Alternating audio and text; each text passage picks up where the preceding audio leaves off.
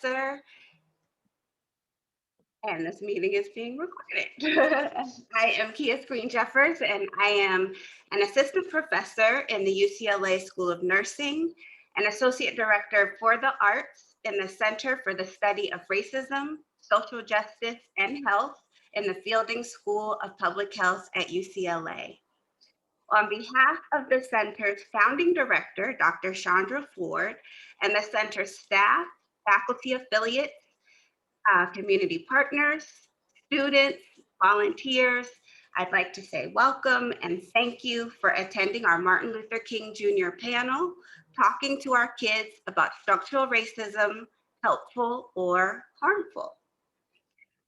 For a little housekeeping, the Q&A function is open if you have questions for the panel, and we will address all the questions near the end of the program. Our panelists include Kenya Young, who's a mom of 3, and she's an executive producer on NPR's Morning Edition. We have Lauren Moseley, who has taught elementary school children in one of the nation's largest public school systems for 25 years. We have Dr. Valencia Walker, a neonatologist and Associate Chief Diversity and Health Equity Officer in a major health system, as well as Associate Division Chief of Diversity and Health Equity in a top medical school. And the inspiration behind this panel, Dr. Kimberly Narain, is a researcher, physician, mom of 2, and author of the new children's book, The Cycle of a Dream, A Kid's Introduction to Structural Racism in America. To ground our conversation with these amazing women, let's take a look at the book's trailer.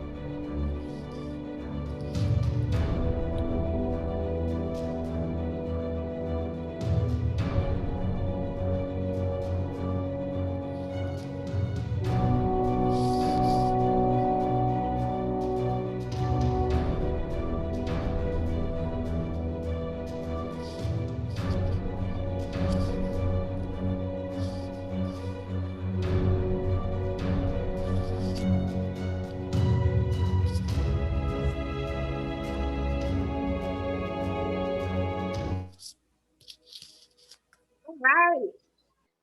So what did you guys think of it? What were your first impressions when you saw this trailer? You can unmute. Well, I just want to say thank you. I think it's so timely. I love the idea that it's so right now. It's what's happening right now. Even in the pages of the book, there are things that look like it literally fell off the news this morning.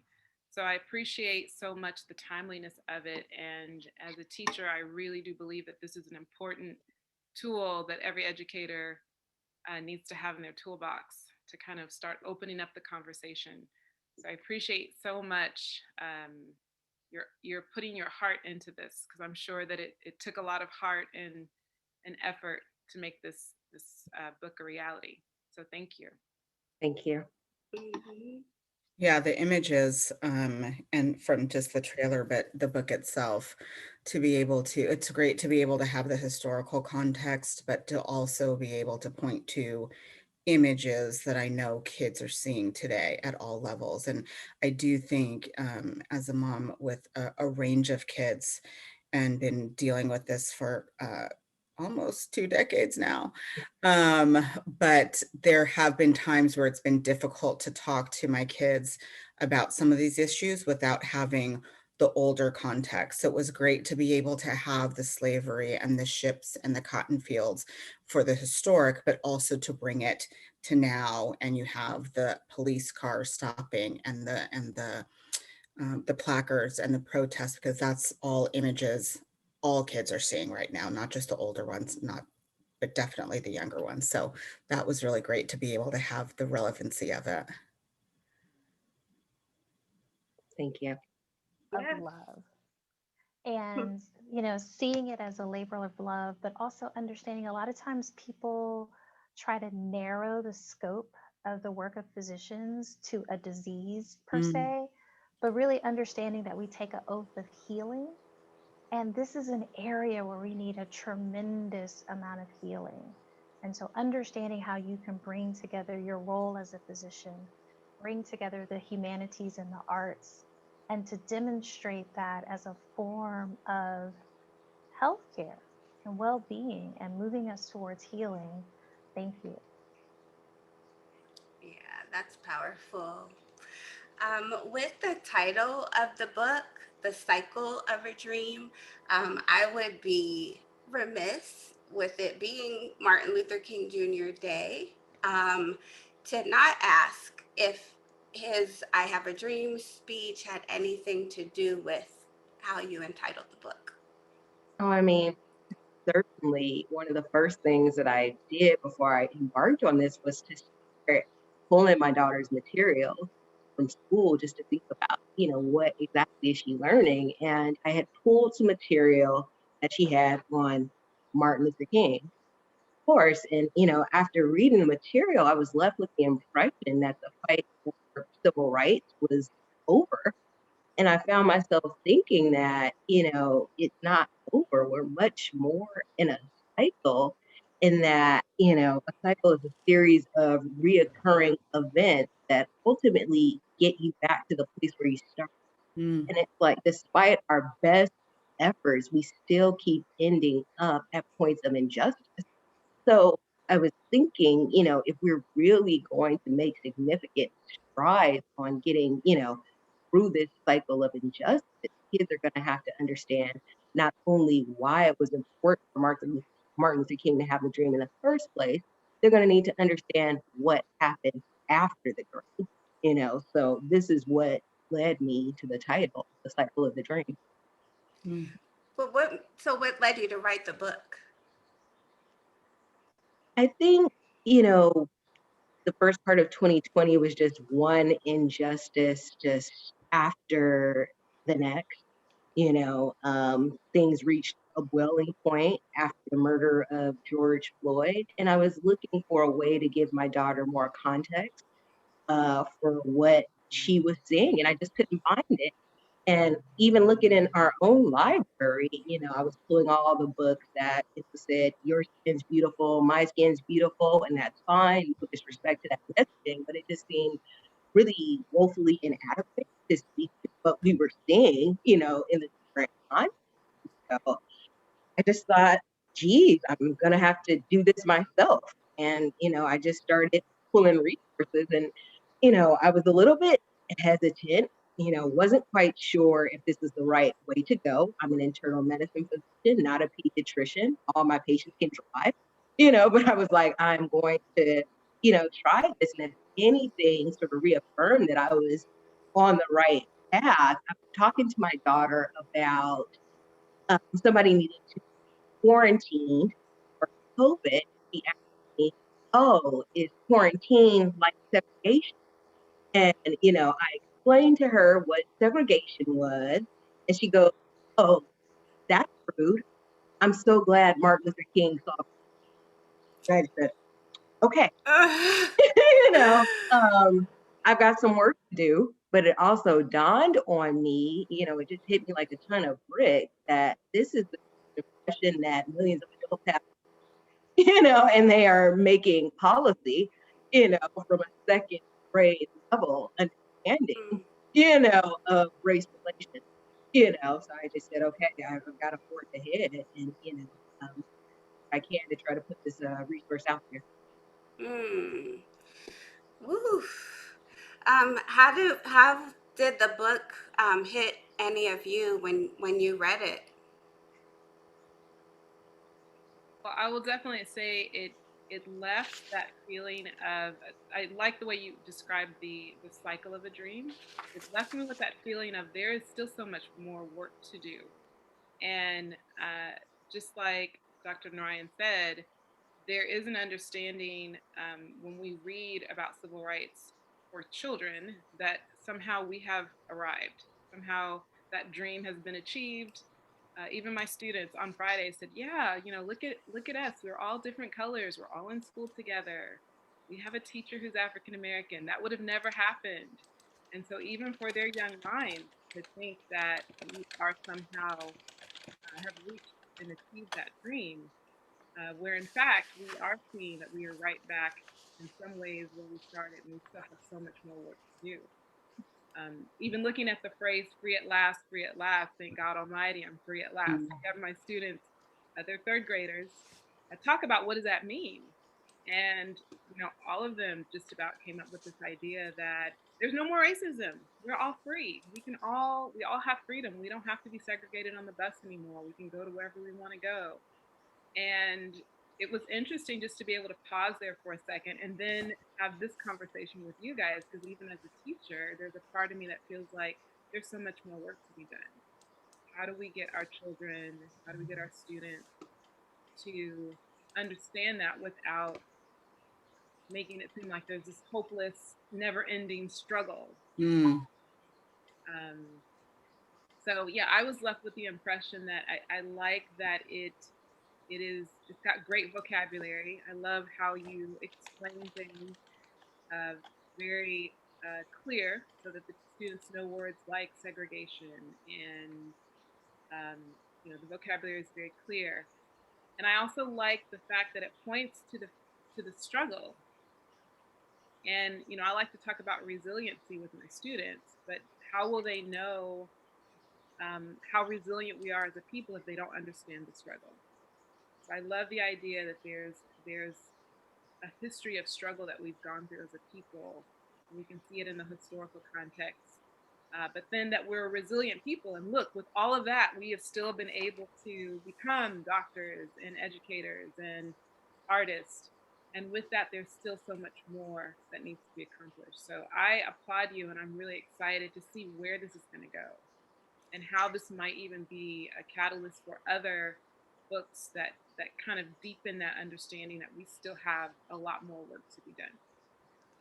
Yeah, that's interesting, Lauren, that you say that, because I think one of the things that really tagged me with this book was, there's not many books that was particularly children's books that will talk about Black codes, and we'll talk about redlining. And, I think particularly as parents, as teachers, as doctors, all of it. But, there's talk about racism, and then there's systemic racism. And I think that the interesting thing about the book, especially for a children's book, to be able to tap into the systemic and the institutional of it is really interesting, because I got to tell you, like just last year, I got a 17-year-old and a 15-year-old. So when we went to the pandemic and went to remote learning, they were in 10th and 8th, I guess. And my middle schooler at that time was doing the Reconstruction period, but then went into the afterwards, right? Like I remember doing history and Reconstruction and everything was a-okay, but suddenly Jim Crow, right? And it's like, well, what happened in between? The truth of the matter is the Black codes and everything that happened afterwards, that was the rebellion to the Reconstruction period, and actually how much that set back to start into what you were talking about with segregation and with Jim Crow laws. And that's deep for a kid to even talk about, right? Like at 10th grade, I was like, you're talking about what? I'm so impressed. Thank goodness. So it's great to be able to get it in and talk about it at that level, because I do think, and some people may think that that's too deep for 7, 8. What's the age group targeting for this group, would you say? What would you say it is? I think it's definitely appropriate for third, fourth, fifth, and up. Right. So I think what happens is, I know, again, raising my kids and talking about racism, having the talk with them at an early age, because I had to, society forced me to.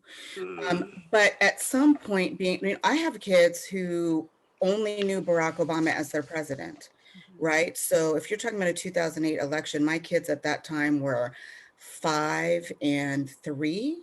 And so that's what they knew for 8 years of their, for them, it was just like, what is the deal about having a Black president? Like, that's just, they didn't know any different. And then, and then they hear about the other, great Black figures, historical Black figures that we talk about. So they assume Martin Luther King was a president. They assume Frederick Douglass was a president. It's like, oh, no, no, no, babies. That's not how that worked. And so, I was in this space of raising my kids in both a Barack Obama era and a post-Barack Obama era presidency, but at the same time having to talk about the Oscar grants and then the Michael Browns and then the Philando Castile, just over and over again. And so then you have to go from, that's why the systemic racism matters even at a young age, because you can't really explain why it keeps happening if you can't talk about the systemic part of it, right? Like there's some point where there's just the first one and you're like, well, baby, some people just don't see us the same and they're fearful of our skin. And then you talk about that. But then why am I talking about that with them again 4 years later and it happening again? And that's what I was really faced with as a parent, is how the talk, we talk about the talk, we hear about the talk all the time. Particularly, I have 3 brown boys in this country, 17, 15, and 4. So I'm going to be doing this all over again. But it changes at different ages. And at a very young age, it was more about confidence and building up of their skin and their hair and who they are. So they felt confident on the playground or wherever, or just in their skin and who they were and embracing the beauty of who they are. But then the world happens, right? They start to see things differently and we can't shield them from, because my kids, the reality is, are walking through this earth, this world, this country in a different space than many. And I have to prepare them for that. It is my duty and my responsibility as a mother to them to prepare them for that. But the chalks change over time from 5 to 8 to 13 to 17. To the point now as teens of them experiencing it themselves and having to understand that. And so I do think it's so great to start at that, I think we've had the tools for us, definitely from our generation, where I know all I had when I was a kid was Black is Beautiful and a Martin Luther King book. Like those were my mom's tools back in the day. And thank God she had those back then. And then, for me and my kids 17 plus years ago, it was more, again, just kind of talking about racism. But now to be able, almost 2 decades later, to then get at the heart of it, of the systemic racism, because again, like, why the fact that we have to talk to our kids about it over and over, the fact that I've had the talk with my boys probably 6 or 7 times, but it's been different each time because they've gotten older or experienced, their eyes have been open to something else, whether it's happened on the TV or in the news or in their own life. And that's the thing. I feel like we're always responding to it. We address race and racism in response to the assaults against Black people. So we're coming from an emotional place. We're coming from a place of fear, and just this urgent need to protect them and to give them all the tools in one sitting. I know Right. I have. Okay, now don't do this and don't do that. I want you to keep your hands on the wheel. Yeah. Don't make any sudden moves. Don't wear a hoodie. Don't, like, with every little instance. And we're coming from this place of emotion. Yeah. Whereas I feel like the book comes from a place of fact. Yeah. And please. No, sorry, I didn't mean to Mhm. cut you off. I was just gonna say, actually, I think that's a great place just to kind of jump in. And, Kenya was talking about how the talk changes over time. As I'm a subspecialist pediatrician, but Dr. Spinks Franklin, Dr. Jennifer Walton, there are some amazing Black women physicians that do work in this space, right? How children start to understand their racial identity, how the ages where they start to perceive, how they are perceived based on their color, racial, and ethnic identity. And similarly, the way that we talk about your bodies and your bodies changing, the way that we talk about sex and sexuality, we're doing more and more understanding about making those things age appropriate. And we really do have to think about those conversations around race and racial identity the same way. And then we have this larger context of the images that society is constantly bombarding us with. So we really need all of it. And there's so much that all of you have already shared in this conversation. For many of us, we did grow up pre Barack Obama. We grew up with our own very real and tangible experiences, but we have to understand that our children did grow up in this notion of a post racial America that so many people embraced, right? Because we wanted to be past it. Mhm. And our conversations have to shift in that regards. And also understanding what our children want for a fair and more just world, while also understanding there's an increasing rise of the alt right and white supremacists and things of that nature. So there's a lot that's happening, but there is information out there to kind of recognize how do you talk about identity and color and perception to a 2 and 3 year old versus a 5 and 6 year old, Mhm. 12 and 13. And it is wonderful that we have so many books that do affirm racial identity, because even if parents and teachers struggle, there are other books and tools and messages that we know our children need to counteract the programming of all the negative propaganda they see through media, and in the setting of the explosion of social media, which again, most Mhm. of us did not grow up with, and having to maneuver the social media spaces. That's right. So in the school setting, Lauren, what is it like to have diverse students, being one of 3 Black faculty at your school, and being confronted with these injustices over and over again? Ah, boy, I feel like I have a big responsibility because representation does matter. And I think for many years, I was the teacher that they sent the children of color to when they were problems. I think that was one of the reasons why we started the positive discipline team. And I was asked right away, hey, can you be a part of this? Because we were noticing that a lot of our students that were in this space of needing some extra support in terms of behavior management and social skills were our children. There were children of color. So I knew that I had a responsibility to show up for them in a way where they felt like they had someone on their side, someone that they could they could come and ask questions. Um, I wanted to make sure that the kind of things that they may be facing as far as racism, they just had a safe space where they could at least be heard.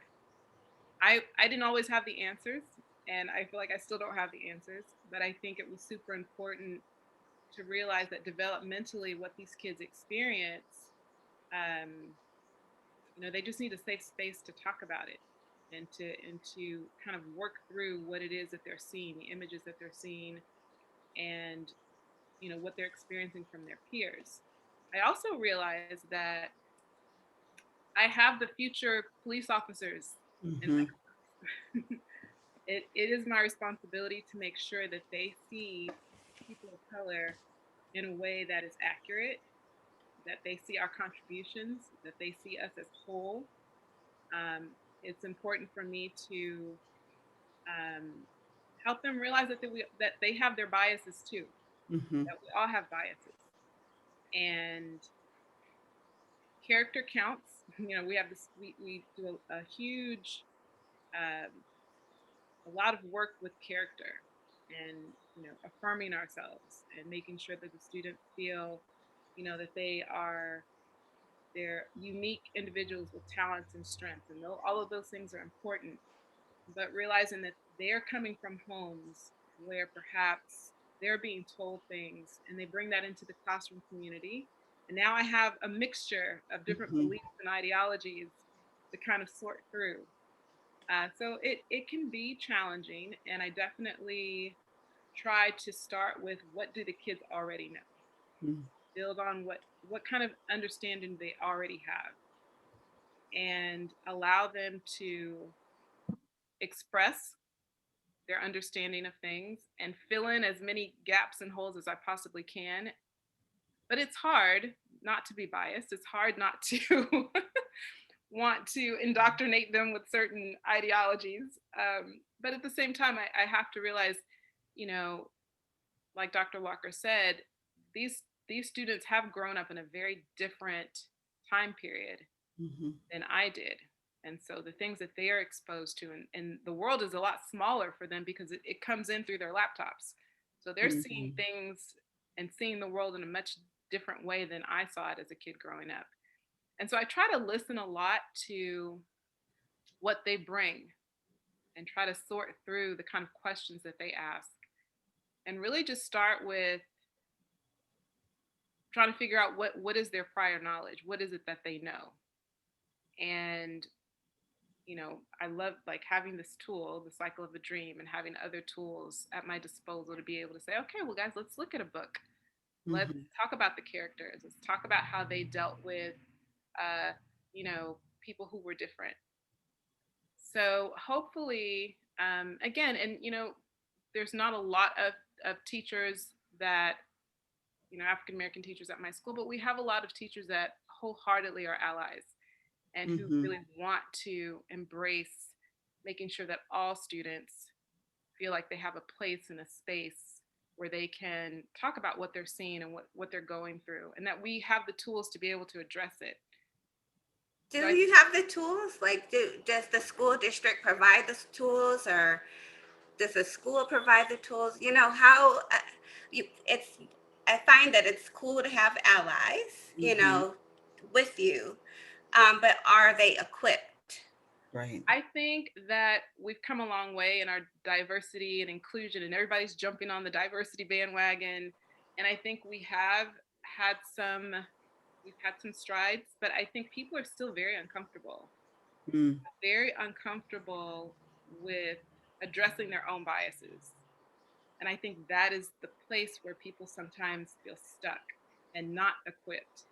So that's why it is kind of put on the, you know, the African American teachers. Hey, how can you help us? And sometimes I feel like, well, you know what? I don't know if I have the tools, or even if I feel like that's my place to teach everyone how to accept children of color, Right. and how to treat them fairly and equitably. Like, it's almost as if that's some inner work that you have to do. I do believe that the school district is making some efforts, but I don't think we're there yet. No. I remember when, again, my teens, my younger ones, when they were starting preschool and daycare, I can't even remember at what age, probably, again, 5, 6-ish. But I would always gift the teachers. And I lived, at that point, I lived in the San Fernando Valley in Los Angeles. And it's funny how, like, I thought I was doing my job, right? I was just like, I would make the phone calls. Well, how diverse is this? Oh, we're so diverse and you're going to love it. And then I'd get there, and diversity means different things to different people, right? And so to realize that you may be diverse, but I'm still seeing that my child is going to be the only dark-skinned young boy in your classroom.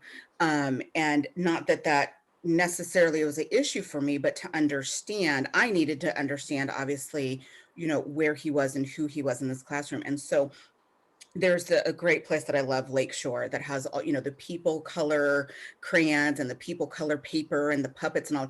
And every year a teacher would get a gift basket from me that had all the people color stuff in it, because brown does not get it for me. And all of my children, I always say I've got dark chocolate, milk chocolate, and white chocolate, because my 3 kids are all a different range of the beautiful brown rainbow. And brown just is never going to get it. And so to be able, and I do remember, I think it was the 3rd time I did it, where a teacher was kind of perplexed that this was the gift basket that I was gifting her with. It was like, oh, okay. She was like, I'm not sure that there's a need for this. And I kind of looked around the classroom and looked around the posters, and I was like, I actually think there is a need for this. And let's sit down and talk about why.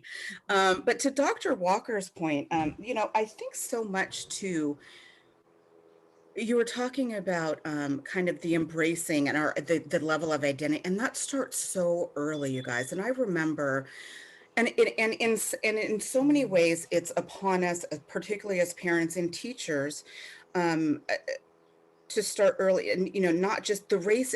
It's like the levels of racism, or talking about race and how it shows up in different at different ages. And when we're talking about 2 and 3, and I remember one of the things I used to do is always tell my boys that they were kings or princes or royalty, or, you're a beautiful African prince with woolly hair, just like Jesus, right? And it wasn't like I'm feeding it into you, but that was just a part of our talk.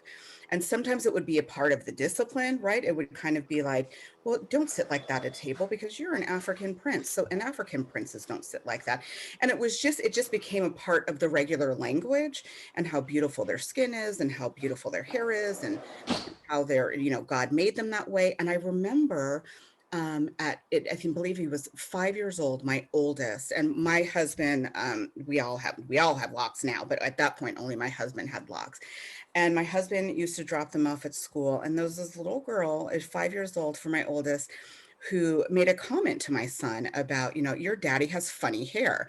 And kids at that age are very like, there's this space, Lauren, that you were talking about, like, you don't know what philosophies or ideologies they come from their home. There's also a space where kids can just be very fanatic and just talk about what they see. And even there are teachable moments to be able to correct that. And so, to her, he had funny hair. And she said, and my son was like, no, he doesn't. My dad doesn't have it. He has funny hair. He has hair like a girl, and it swishes and it moves. And my son was getting riled up. This was all at the playground or drop off. He was like, no, he does not. My dad does not. That's my daddy. And he doesn't have funny hair. And then finally, and it was, he got adamant. He was like, he does not have funny hair. And we are lines of royalty. And I am an African prince, and he is a king. We have woolly hair just like Jesus. Good. Walked Oh, off. sorry. Like, you can say that, 5-year-old boy. But again, it's just, there's so much importance in being able to help them understand that. And he didn't know what he was doing at 5. He didn't know that he was claiming his identity. He didn't know that he was claiming his space in this world. And we have certainly had moments from that didn't go that well when it came to his identity or ethnicity, right? Because as you navigate, he was able to push that one off because he just thought the girl was ridiculous. He was like, that's my daddy, and he's the African king. And so, But of course, over time, social media and media and TV and all the kind of stuff that we see. So we've still had to approach that, but it's just so important, even at the youngest of young. And we don't even know that we're doing that to equip them, but so that they can be equipped as time goes on, because they're going to get faced with it at 5, at 10, at 15, at 20. That is just a reality of the world, that in the life experience that we walk in. It is naive to the title of this, I believe, Kia, is harmful or helpful or harmful. It has to be helpful in just the space of, it's naive to think that they're not going to experience some of it. And I think some of the wake up calls sometimes, quite honestly, definitely to Black families. But I think we saw this time around in 2020, the wake up call to others and non people of color as well, is just like, wait a minute, people really have to deal with this, that we are naive to think that not one of my 3 boys, all 3 of them at some point in life, are going to have to face something. That's just the reality of being a Black boy in this country. It's just the reality. Can I Yeah. respond to that really Oh, quickly? Um, I wanted to just actually share a personal story and then make it relevant to exactly what Kenya said. I remember the first time I was called an N word as a child, because it was also the first time I had ever heard the N word. Mhm. At least for me, my parents did not use that terminology in my home. So I hadn't heard it growing up. I was out with my parents one day. You're at the mall. That's how I know, how old I am. We were at the mall. Um, but, and I did something I wasn't supposed to do. I kind of wandered off a little bit. And there was this other little boy who was a couple of years younger than me. But it's like he looked at me and he saw me. And then he was like, the way he said it, I didn't know what the word meant, but I knew how it made me feel to hear him in the way that he said it towards me. And it was something that I didn't even want to tell my parents because I was so hurt and embarrassed and made to feel yucky. And the one thing that I do know, as parents and you're comparing notes, forget what's happening to George Floyd and Breonna Taylor and Ahmaud Arbery and so Jacob Blake and so, like, we could just keep naming and Sandra Bland and just keep going. Our children are going to school and they're hearing these racial slurs and they're being denigrated and they're, my niece, her classmates just said because of her brown skin she was dirty. Mhm. And Heard so it that part way. of the challenges our parents face, how do you then show up at that school? How do you protect your children? And that's why books like Cycle of a Dream, that's why having these conversations and having these spaces is so absolutely critical, because beyond just normal racial identity development, there's also racial trauma as a Mm. child. And how do you respond to that? How do you teach them through it? How do you continue to affirm them? And then you even brought up some of the gender and patriarchal aspects that quickly come into play as well. How do we allow our children to have their full identity and express themselves in their emotions, their clothing, you know, any and everything? Those are the things that I feel like for teachers and parents, we have to be very intentional about that work and work with physicians and psychologists and so many others. Yeah, I think I just want to echo some of the sentiments that, have been shared here. Once I got the book done and I started, sort of reviewing some of the material on racial socialization, just trying to figure out, for experts that have been looking at this, am I on the right track here? I found essentially that kids are acting out these sort of racial dynamics on their own in play scenarios between the ages of 3 and 5. By the age of 7, they can identify what stereotypes belong with which group with like Mhm. 70% accuracy. So by not talking to them about it, we're not helping them. We're essentially allowing them to be educated, you know, um, by things around them, which, will reinforce the status quo, which is inequity, so it's, essentially the greater harm being done by not, bringing it up at all. But, the beautiful thing about sort of these younger age brackets, these 7 to 8 year olds, is they have a really heightened sense of fairness. They can exhibit empathy, and they have the thought processes that can equip them essentially to challenge normative assumptions and come to conclusions by themselves if given the right information. So it's really an important time to intervene, and the older that children get, the harder it is to come back and undo some of those stereotypes that they've learned on their own. So we really got a very important window, I think, where we can get in with, accurate information. And I think some part of it is difficult too, because I think I stay conflicted with how much do I do, right? Because I'm trying to raise them in confidence. I'm trying to raise them with reality checks. I'm trying to raise them all the things we have to do. But then there's also, Dr. Work, there was something you said that made me think about, how they dress and developing in that identity. There are also times where I feel so conflicted because there's just that mama bear in me. It's just like, this isn't fair. This isn't, I can't, I tell my kids all the time to not wear their hoodies at night, to don't you dare put the hood up, to make sure that your hands, that Kia was mentioning, I remember it was the Philando Castile and Alton Sterling time. They were back to back, right? I work in the news business. I was on maternity leave, I think, at that time, and I was nursing the baby, when I think my phone buzzed or I heard about it. I could tell something was going on because I had like 115 emails on my phone. And so I went to go turn it on in the middle of the night and saw what was going on. And here I am already raising 2 Black boys and just brought another one in, and I'm watching him nurse. And the emotion, someone was talking about the emotion that came over me, and almost a space of like, what have I done? Why would I bring another one into this world? And later that day, I think that we had a park right behind our house, and the kids that time, maybe 10, 12. So they definitely had the talk by then. We started early. And they're getting ready to go to the park, and there's just conflicted space of what you let them do and what you don't.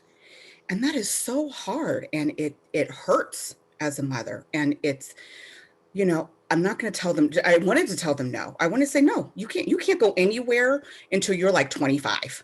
But that's basically what I wanted to say. But then it was like, okay, I can't do that. They can go because they don't understand what, like, these are my emotions. But the laundry list, don't put your, don't run, don't move too fast, don't play cops and robbers, don't wear a hoodie. If you get stopped by a cop, don't put your hands in the pocket, don't run too fast, don't turn around. Like the instructions I was giving them didn't even make sense, right? It was like, don't turn too fast, but don't not look at them, and tell them your mother works at NPR, and like all these things. And it just, they were 12 and 10, and all of the things I had to tell them, but I felt like I had to keep them safe so that my children could come home that day. And that's the reality of what Black moms are living in, particularly of Black boys. I send my 15-year-old down the street all the time to go get me a Diet Coke. And there is some resentment and sometimes some guilt. And so, like, what if this is the one time? And there's not many other moms in this country who have to deal with that and feel conflicted about whether I should send my son to the corner store in our very safe, very pretty affluent, pretty diverse area, but we chose this neighborhood for a reason. And yet, and still, that is a worry for me. Um, you don't get to age out of it. You don't get to money out of it. You don't get to educate out of it. It doesn't matter where you go, how far you go, what job you have, how much money you have, where you went to school, how many schools you went to, still worrying about my kid going to the store to get a Diet Coke. And that's the hard part, because where do I talk to them? There's the emotion that I have to protect, and they have that emotion too. I will be very honest, they do, but I have to watch the resentments, because I still want them to walk in a space of love and peace and not be angry at the world, but to be realistic about who they are in this world. And that's a really hard line to toe as a parent, because sometimes the other part of this is the harmful. Sometimes I wonder if I go too far, and what it may be doing, not damage it may be doing, but what it may be doing. And I don't have any answer. It's, you don't know, you got to do it, but I don't know how do you avoid the harm, because all the things that you just mentioned, you want them to be knowledgeable, you want them to know what to do if X happens, but you want them to walk in love and peace and respect. That's a lot at my age to do. I think one of the things, and there are people who speak to this much more eloquently than I can, but so much of our experience and our existence in this country is holding both our joy and our pain at the same time. I think the fact that we have continued to, and I think Nicole Hannah Jones does an amazing job of just discussing, like, fighting for the ideals of this country, representing the soul of this country. And there's a certain, I think, perseverance that has been built into our collective spirit. And we have sometimes no choice but to choose love and joy. And it's actually not a sign of weakness. It is a sign of tremendous strength and the ability to overcome all the things that people try to say about us, but it is exhausting. And I definitely want to give a shout out to all the Black mental health experts Mhm, because we need you now more than ever. mhm, Um, and I think our ability to recognize that exhaustion, but to also understand how important it is to hug your loved ones tight, to be relieved when they make it home safely, and to just, keep seeking that joy. That is sometimes our superpower.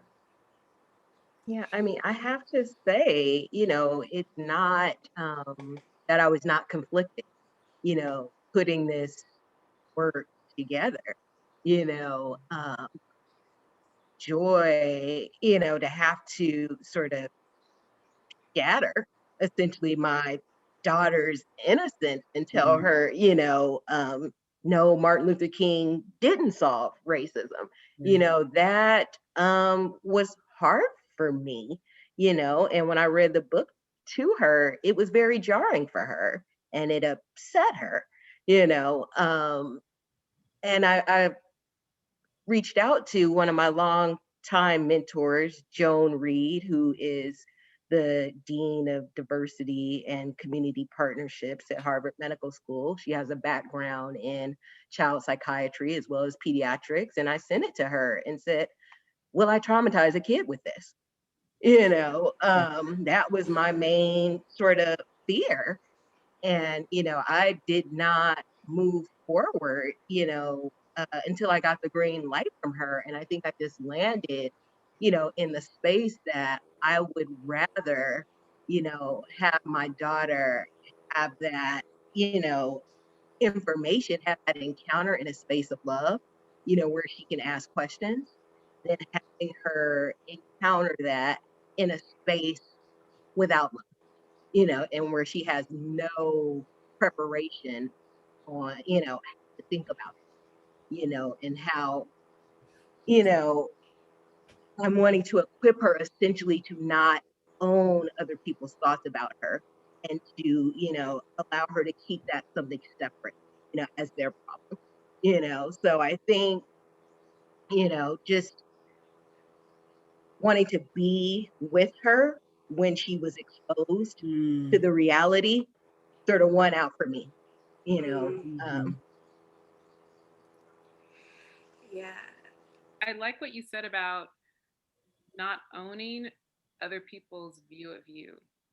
You said it much better, but that idea of that's so important. I think that's what I really try to instill in my kids and my students. Like, you get to decide who you are. mm, That is not someone else's job. And this idea, Dr. Walker, I think you said that beautifully, just walking in that space of hope, and that we do have to carry this very complicated, hard, in some ways very traumatizing, even just to look at it on a piece of, on a in a book. It can be jarring to hold that and hold that space of, but we have a long legacy of resilience as a people, Yeah.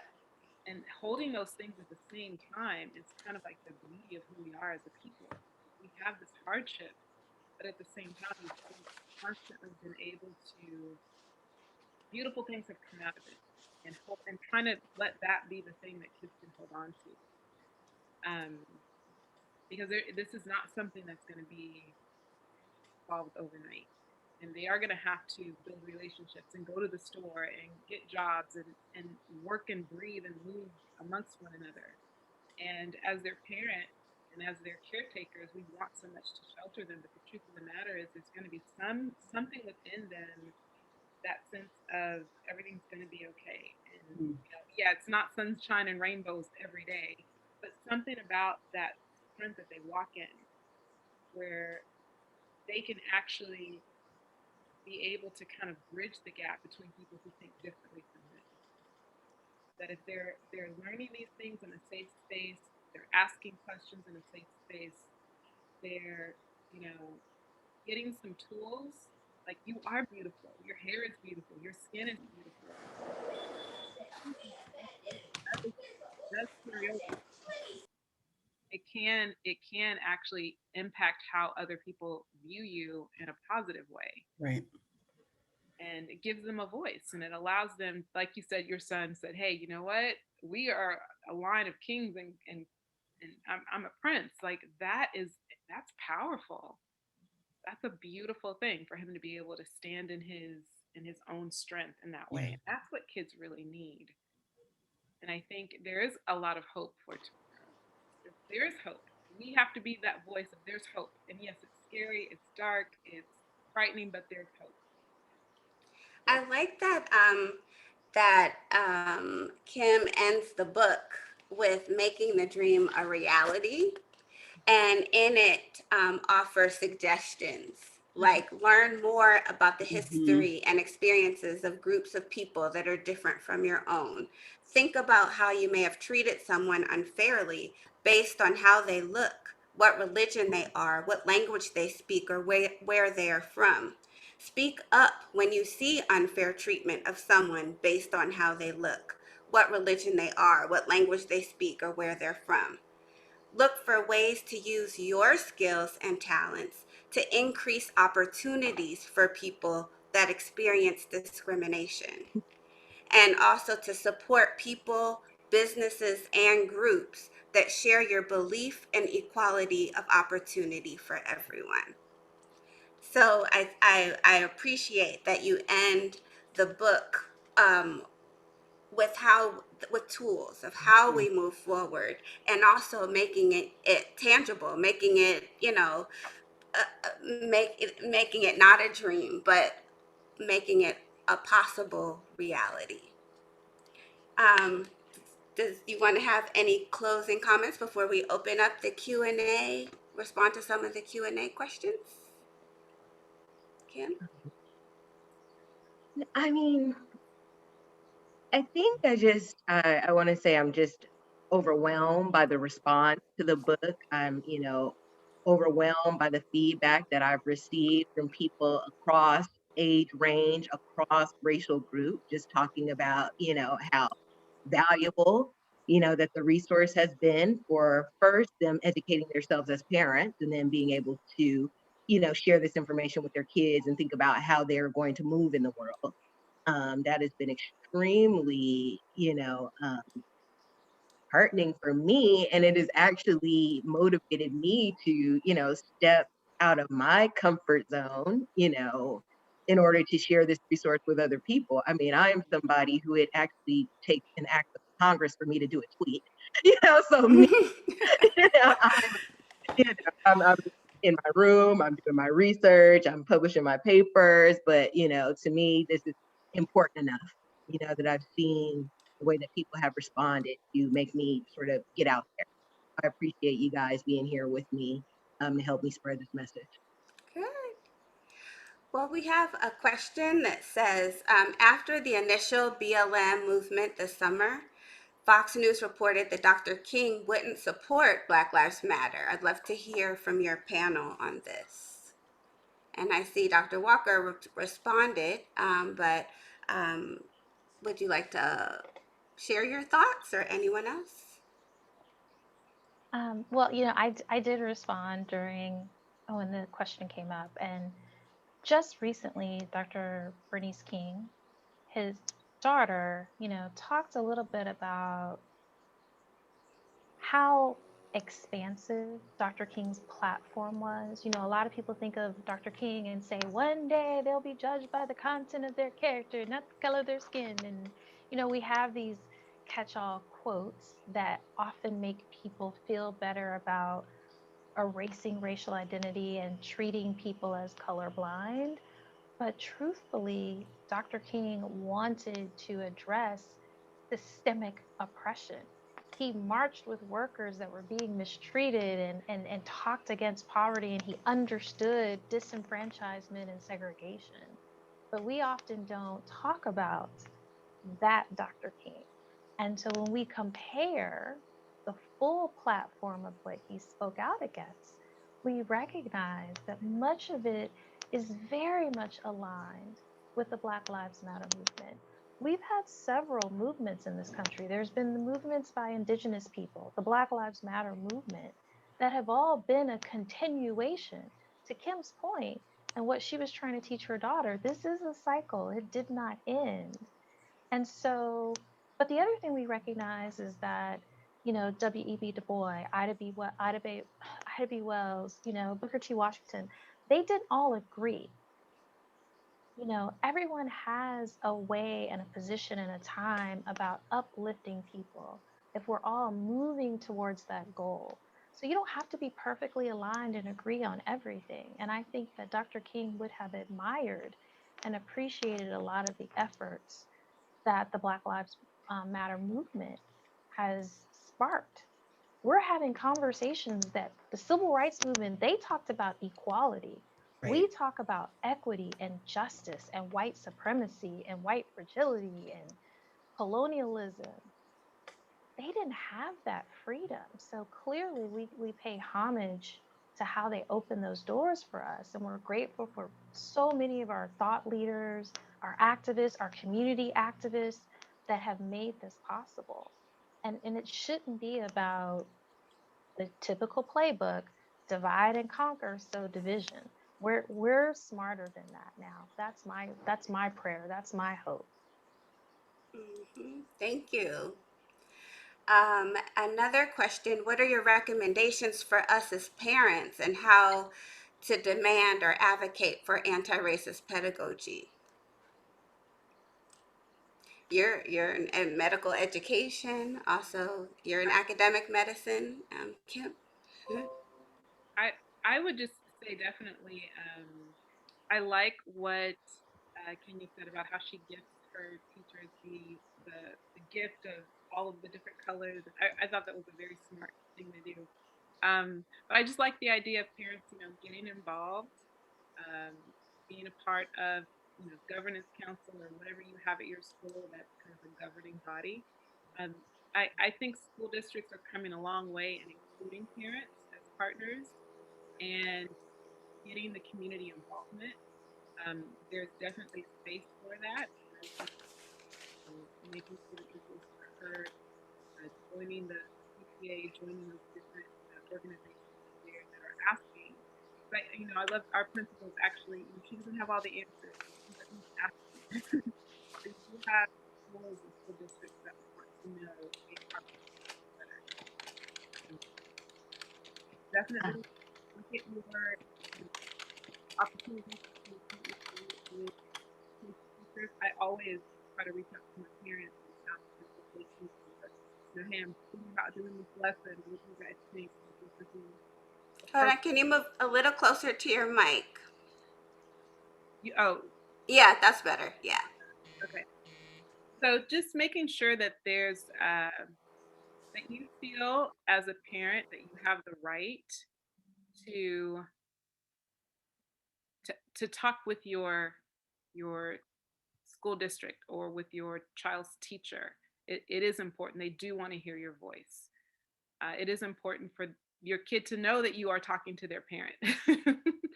I think that my mom is an educator, and I know that there have been several times where just knowing that my mom and my teacher were talking gave me a sense of, okay, this teacher knows who I am, and that my mom will be up here, and that she does have an education, and she's going to come in, and it's not going to be okay to treat her daughter any kind of way.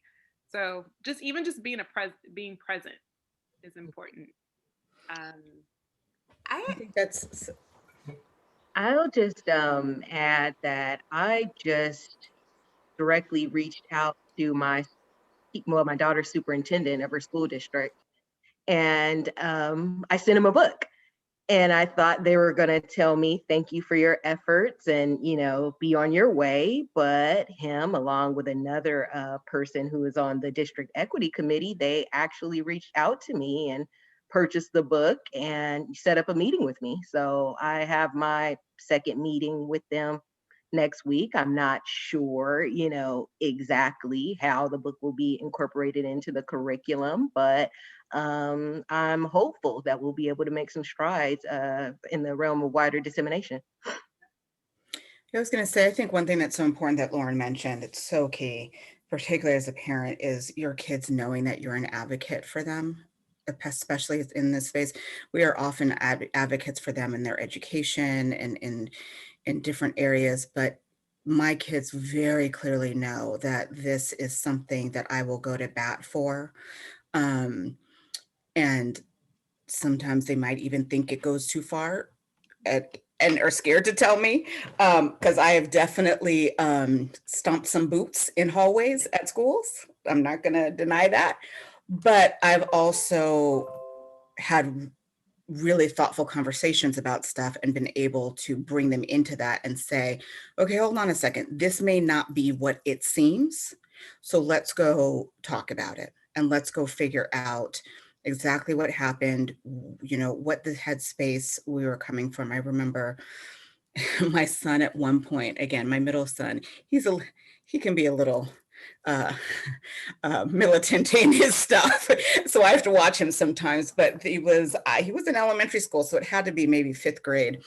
And his poor teacher, but he was basically trying to teach that there were people like George Washington and others that, we learn about slavery, the kids learn about slavery in a certain sense. But then when they hear like someone like a George Washington, who is also in their history revered, right, had slaves, there's some confusion there.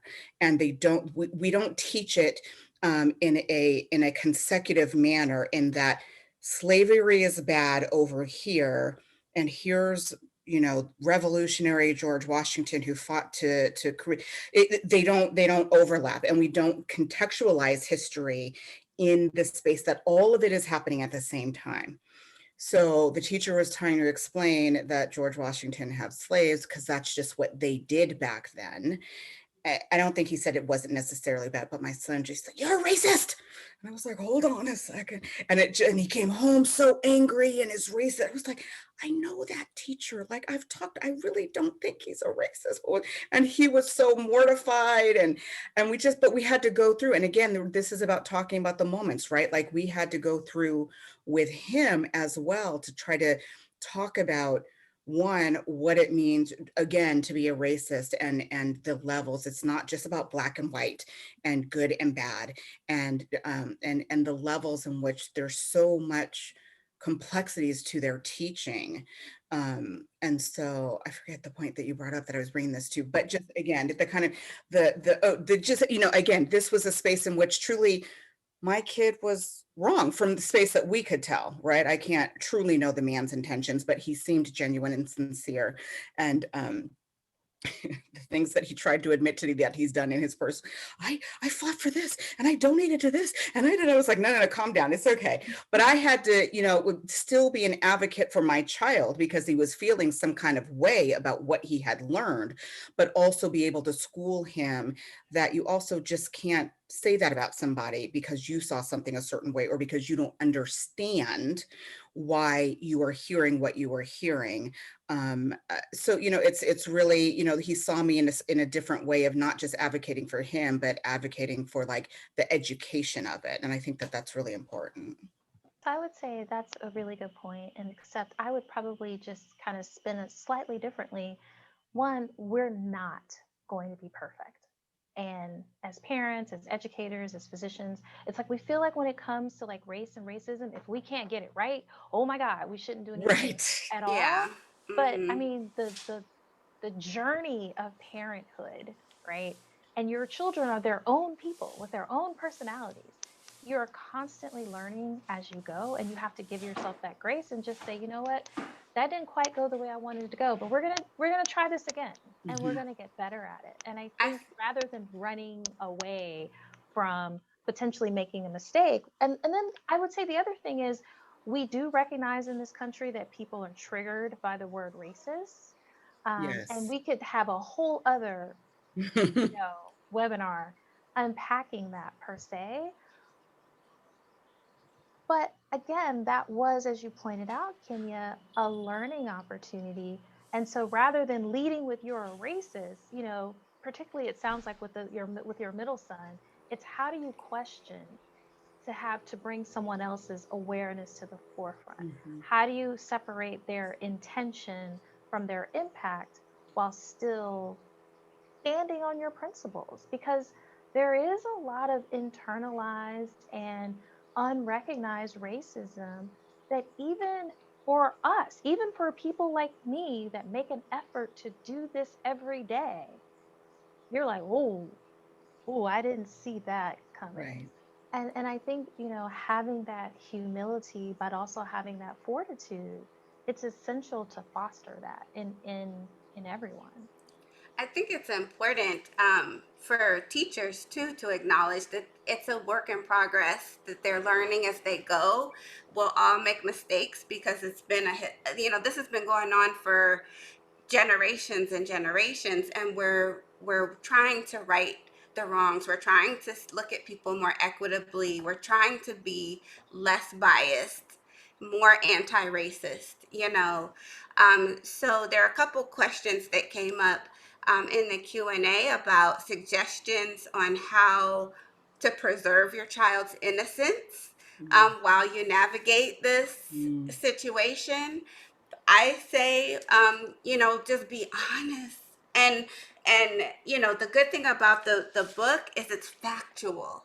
If you can stick to facts, but also, I don't know that you can preserve your innocence because it's trauma and it's realities that we're facing, in real time when we turn on the news, when we go to the store, when, an assault that somebody hurls at us while we're driving, it's happening in real time. So um, there isn't a way, I don't think, to protect our children from it in a way that's not going to harm them later. Yeah.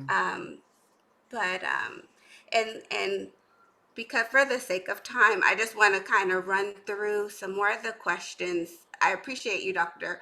Walker, responding to these.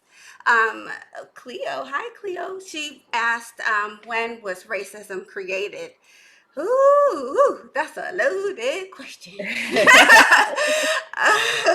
We could start with how we define racism, or we can, which level of racism are we talking about? Does anyone have a quick response to that?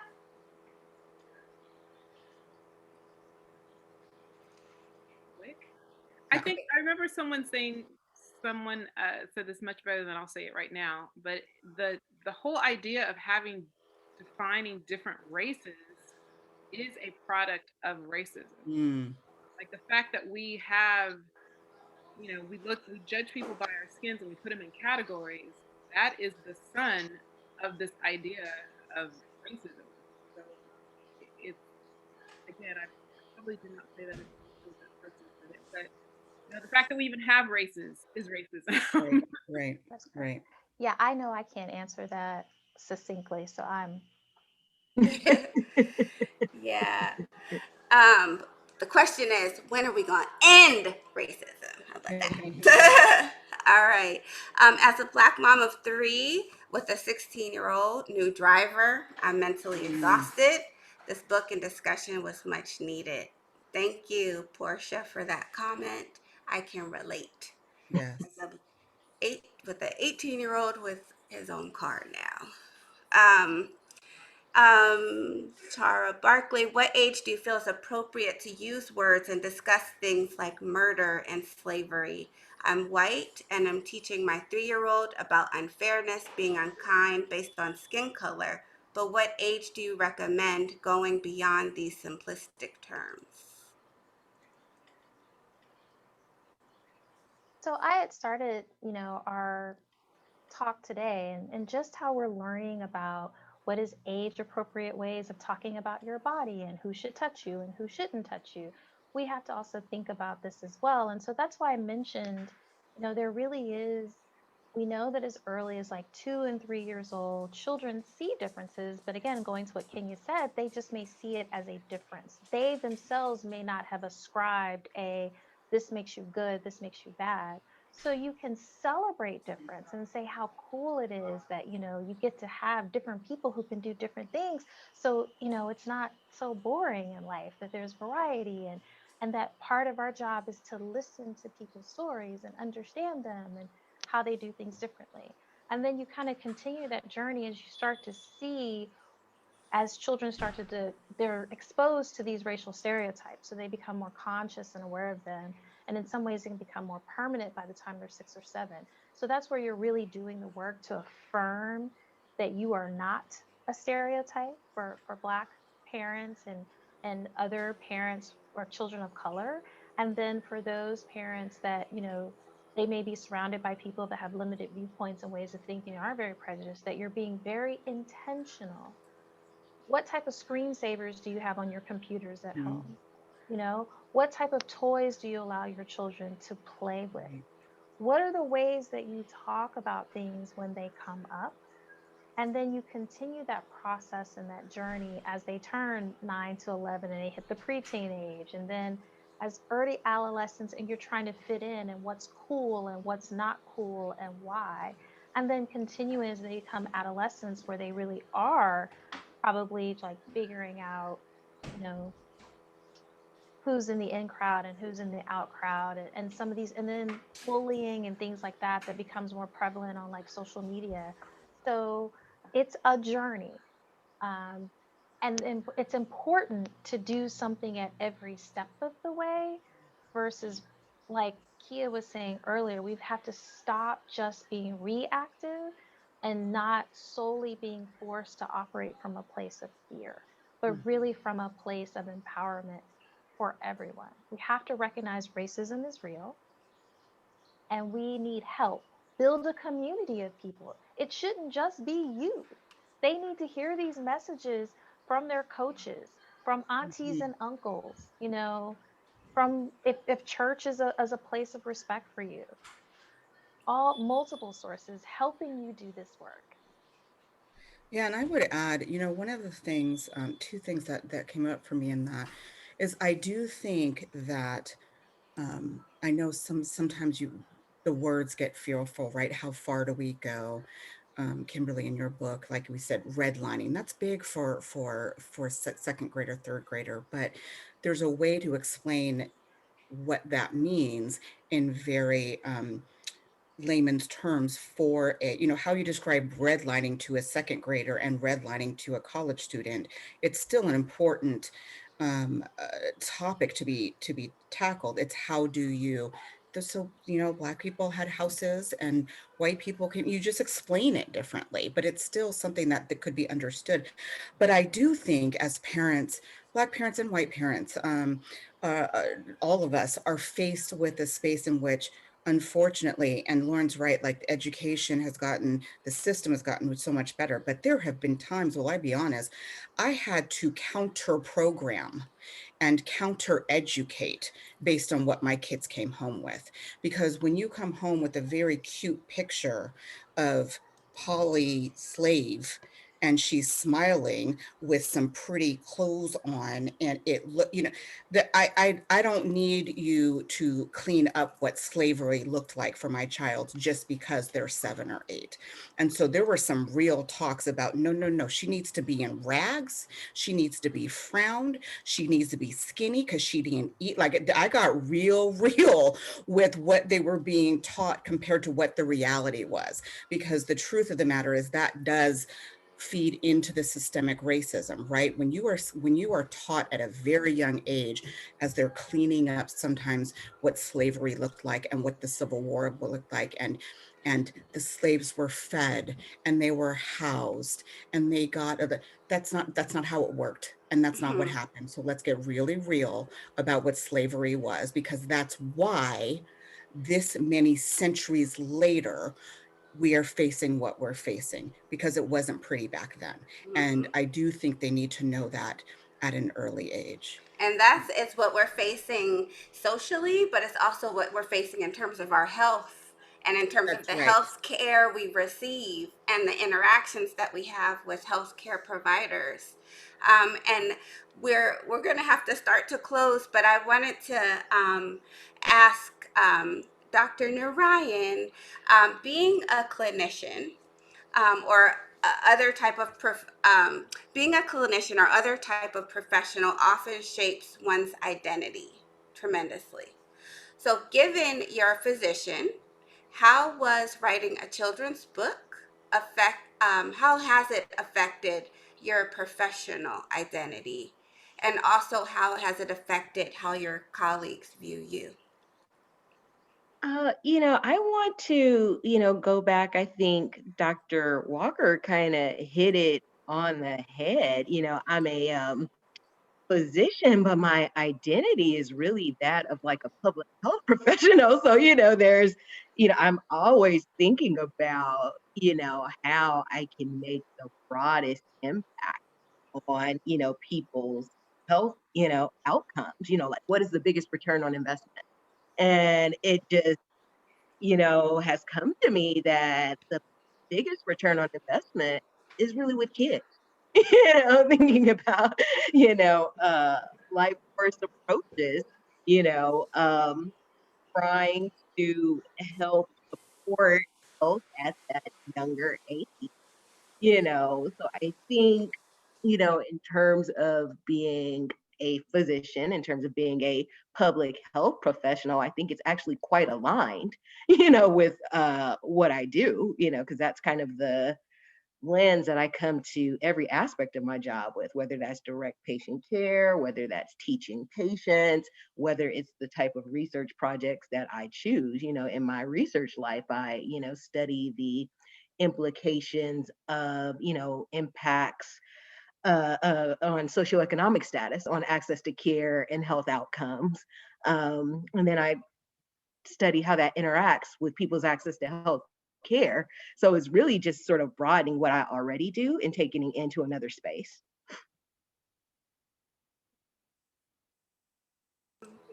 There's such good points and questions in the comments from how do we engage institutional stakeholders in healthcare about children's resiliency. I would even broaden it.